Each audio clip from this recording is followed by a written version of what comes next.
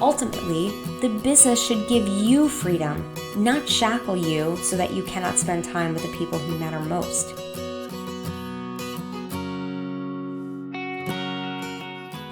Hello, and welcome back to the Blissful Mompreneur podcast. I'm your host, Christina Hall, and I am so grateful you are here today.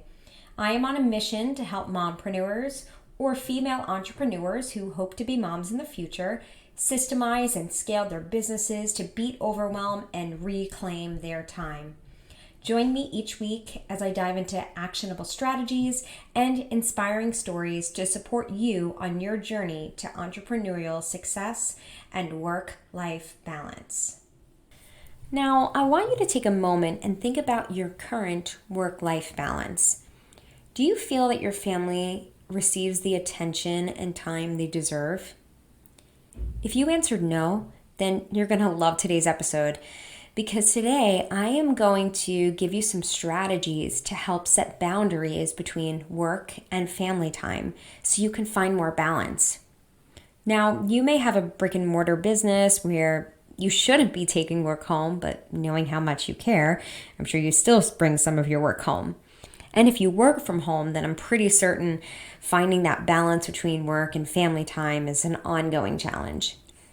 Only a few years ago, I was one of those moms who spent most of my waking hours working, which left my family starving for time and attention. At that time, my daughter became so accustomed to me either not being around or just not being present while I was home that she preferred it when I wasn't home. I remember one particular day when she asked me if I was going to work, and when I said yes, she was thrilled.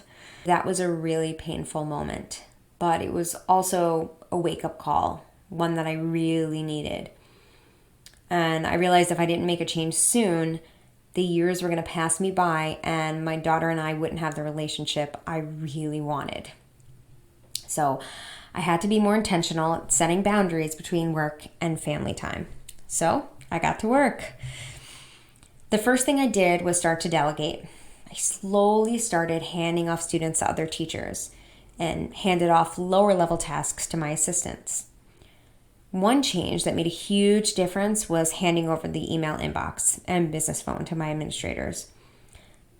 I decided that I was no longer going to look at the messages unless someone was out. This was such a huge transition for me because it allowed me to not get bogged down with the day-to-day of running the studio, and it forced me to let go of the control that I so badly wanted to maintain.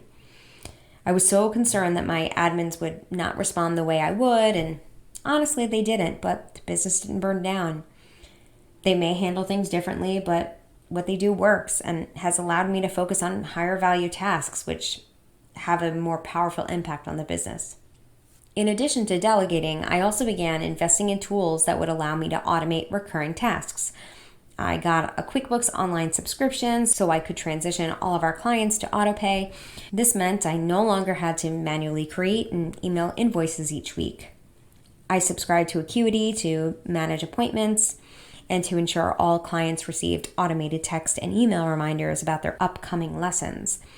Now, if you're listening to this and you know you need to begin delegating, but don't know where to begin, the first thing I do is write an exhaustive list of all the tasks that you do. Then get a highlighter and begin highlighting the tasks you could automate or delegate. Also highlight tasks you do not enjoy. Now, review the highlighted items and choose one task that you will either delegate or automate and make that your first priority. Once you have removed that task from your plate, then go back to your list and choose another highlighted task. Keep repeating until you start to feel like you're happy with your work to family time ratio. The next thing I did was begin to establish clear work and family hours. I did this by crafting an ideal week and time blocking my work time and family time. Now, to this day, I still use the ideal week, and I love it. Sometimes things come up and there is overlap, but this has helped me become way more disciplined at leaving the work aside so I can be with my family at designated times throughout the day. I try to schedule my work time during times when my daughter is at school or when my son is napping or when someone is watching my kids. When I have those work blocks, I have to be disciplined and focused on my priorities because my time is limited. But I find I get more done now with less time than I did when I had unlimited time. In a future episode, I will dive deeper into how to create your ideal week, but in the meantime, I want you to get started. Block off set hours in your day where you don't work. You don't check your phone or email, and you're fully present with your family. This could be dinner every evening or at bedtime. You can start small and then expand your family time as you begin to delegate more tasks. Now, it's important to remember that you have to set realistic expectations. When you spend time in one area, you're giving up time that you could be spending in another. We are all in different seasons of our lives, and our expectations have to be aligned with our current season. Since my kids are still young, I have to set goals and expectations that are attainable within the time constraints. It's more important for me to spend quality time with my children while they're young than set big, audacious goals that require a lot of time.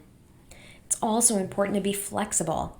Even now that I've found more balance, I am constantly having to change and adapt as my children grow up and their needs change, and the needs of my business change. But the beauty of owning your own business is you create the life you desire. Ultimately, the business should give you freedom, not shackle you so that you cannot spend time with the people who matter most. Sometime this week, I'd like for you to reflect on your current work to family time ratio and figure out where you would like to be. Then just choose one thing to try from today's episode. It's much easier to tackle one small change than to try to do everything at once. Please DM me at the Blissful Mompreneur on Instagram and let me know what you try and how it goes. I truly love hearing from you. Thank you so much for tuning in to today's episode of the Blissful Mompreneur podcast. I hope you found the episode valuable and inspiring. Remember, you have the power to step off the hamster wheel, reclaim your time, and find balance in your life. If you enjoyed today's episode, please subscribe to my channel, click the notification bell, and leave a comment below letting me know your biggest takeaway. Your feedback helps me continue to provide valuable content to mompreneurs like you. Until next time, keep pursuing your dreams, finding joy in the journey, and creating a life and business you love. Take care, and I'll see you in the next video.